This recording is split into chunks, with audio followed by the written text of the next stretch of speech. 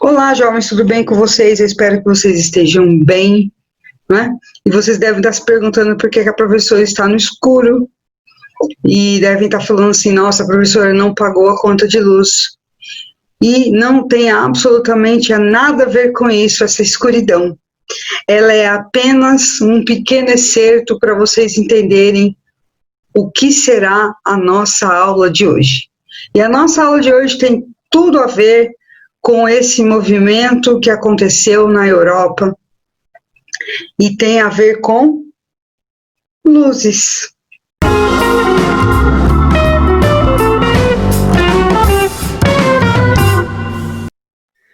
O iluminismo europeu também ficou conhecido como século das luzes, e ele foi um movimento intelectual que envolveu inclusive muitos filósofos, né, que norteava os iluministas, era que o antigo regime era a época das trevas e que agora seria a época da iluminação, ou seja, a época das luzes, onde homens iluminados iriam governar o mundo, trazendo mais liberdade, usando a razão em detrimento da religião. Vale lembrar que a religião foi muito forte até o século XVIII. A igreja secular tinha um poder incrível sobre os reinados, mas com o aumento dos pensamentos iluministas, nós vamos ver uma mudança muito grande nesse pensamento. A ideia de dar liberdade ao homem, não é?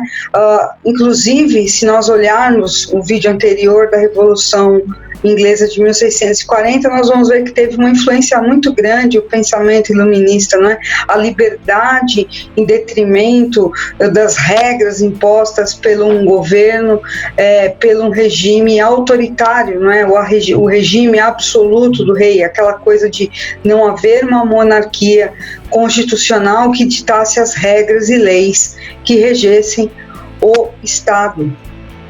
Do pensamento e da razão, em detrimento do preconceito que existia anteriormente, não é?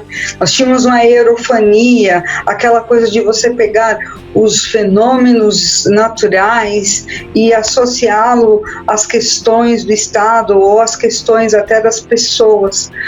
O iluminismo, ele vem com essa nova ideia de que o homem, ele era suficientemente capaz de ter o seu próprio pensamento, de ter a sua própria racionalidade. Então, a rejeição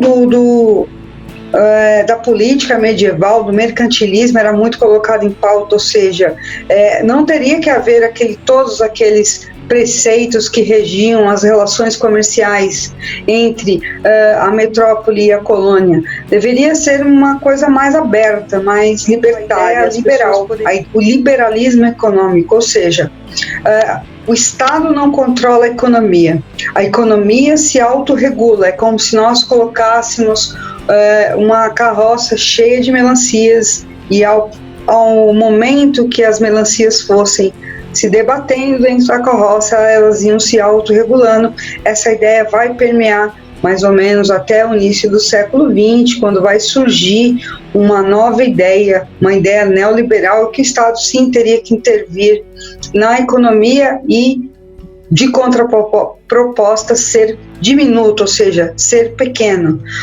O mercantilismo era uma prática comercial que foi instituída no governo absolutista, que era essa ideia de controlar tudo que se comercializava, tudo que se produzia, tudo que se vendia. Dentro daqueles 5 pontos havia inclusive políticas de protecionismo, entre ideias metalistas, entre outras ideias que vão perdendo força à medida que o iluminismo vai tomando ocupando espaço dentro da Europa e mudando a forma como as pessoas pensavam. Também havia a defesa de uma monarquia constitucional pautada numa constituição que fosse elaborada por um parlamento, né? Nós vamos ver na Revolução Inglesa que isso foi palco de grandes disputas entre a Câmara dos Lordes e dos Comuns, ou seja, queria-se criar uma série normativa que regulasse as ações do rei e também desse liberdade aos homens. E vocês sabem que não acabou muito bem. A Inglaterra passou por um turbilhão de coisas e acabou voltando à monarquia, mas dessa vez com uma monarquia constitucional. Então nós vamos entender que o iluminismo ele vai atuar em várias esferas do Estado, mudando a forma que os homens vão ver a economia, a política, a cultura e principalmente o pensamento filosófico. Vários filósofos vão se envolver nesse movimento intelectual e dentre eles nós vamos ver alguns muito interessantes. O John Locke, por exemplo, é um filósofo que vai defender que o ser humano é uma tábua rasa, mas que ele pode aprender a partir do momento que usar a sua razão, fazer as suas escolhas. Se nós olharmos para os Estados Unidos, a gente vai ver que eles têm essa ideia até hoje, não é? De terra da liberdade, não é? É desse movimento também intelectual que vai surgir os 3 pilares da Revolução Francesa, que é a igualdade, a fraternidade e a liberdade, e entre outros filósofos. Eu citei o John Locke, mas a gente vai ter o Rousseau também, que fala que a racionalidade é um dos males da sociedade. Inclusive é dele a célebre frase, né? O fim do mundo acontece quando um homem pega um trecho, um quadrado de terra, o sério que o chama de seu. Ele já estava questionando, né, o surgimento da propriedade privada, mas ele também foi um pensador importante na época, quando ele vem com a novidade do contrato social, né? A sociedade veio primeiro e os homens, para viver em sociedade, assinam um contrato social no qual abrem mão dos seus apetites individuais em prol dos apetites coletivos ou dos direitos coletivos. Então, nós vamos começar a entender que nessa época o pensamento começa a mudar e muitas outras coisas vão acontecer. Não tem só a Revolução Inglesa de 1640 que vai ser o estopim, que vai dar o ponto de partida para as grandes transformações que a Europa vai sofrer, mas também que vai influenciar grandemente a Revolução Francesa, que é considerado por muitos, inclusive foi considerado pelos positivistas como um marco da história, ou seja, o fim da era moderna, da Idade Moderna e o início da Idade Contemporânea, ou seja, a Revolução ela cortou o laço com o pensamento medieval e inaugurou uma nova era do pensamento. Dentro dessa perspectiva, quando os iluministas olhavam para a Idade Medieval, eles encontravam um templo de escuridão, ou seja, para eles havia sido trevas, não havia sido produzido nada, e nós sabemos que não foi bem assim, que foi durante a Idade Medieval que a burguesia é gestada, mas isso é um assunto para a gente discutir em um outro momento. O que vocês devem ter sempre em mente é que o iluminismo ele tinha bases muito sólidas de pensamento, dentre elas tirar a educação do poder da igreja.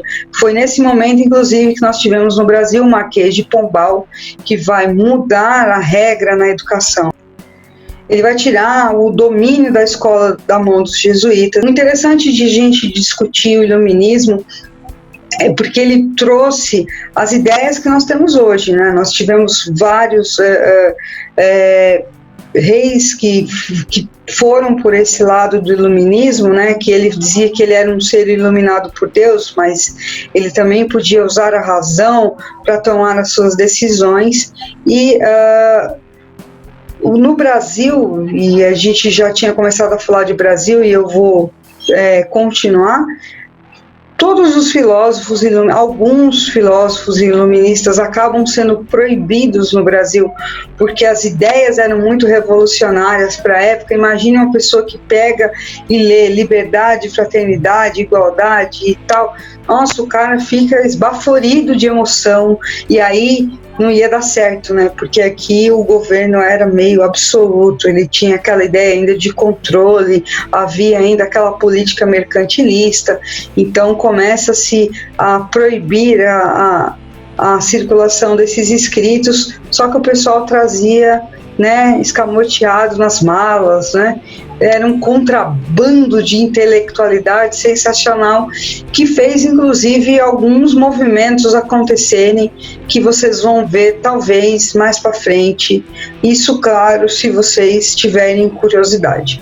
O importante é entender que o iluminismo, ele é esse movimento que vai mudar essa mentalidade, inclusive mudar a mentalidade na colônia de uma forma um tanto quanto, né, ali naquela malevolência, os caras não conseguiam fazer a revolução de pronto, porque havia um certo cerceamento das ideias, mas que isso permeou e continua circulando até hoje. Hoje vocês podem olhar para a sociedade e ver uns que defendem Estado mínimo, outros dizem que são liberais na economia, outros dizem que são progressistas. Eu acredito e é sim um sintoma dessa ideia, né? Muitos leem Rousseau, muitos leem Montesquieu, muitos leem John Locke, lembrando que o John Locke vai ser importante para a independência dos Estados Unidos, mas que